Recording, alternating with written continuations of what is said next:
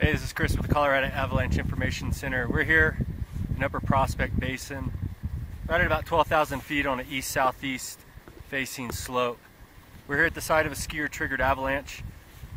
This avalanche was triggered on the lower part of the slope from below, where the slope angle was less than 30 degrees.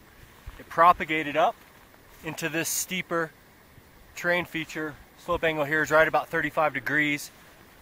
This is a cross-loaded terrain feature that, as you can see, has a really stiff slab that developed with our strong winds over the past 72 hours.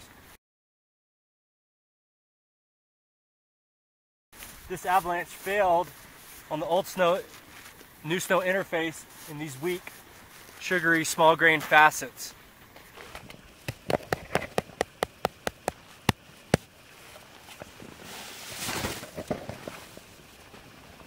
We've been highlighting these types of terrain features and recommending people to avoid this specific terrain when traveling in the backcountry.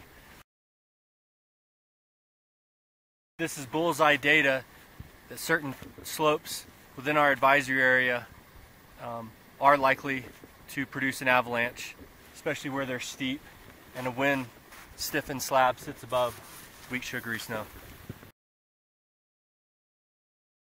So this avalanche is on the lower end of a D2 size, but considering the terrain that it ran in and the terrain trap below, this is easily big enough to injure or bury a person.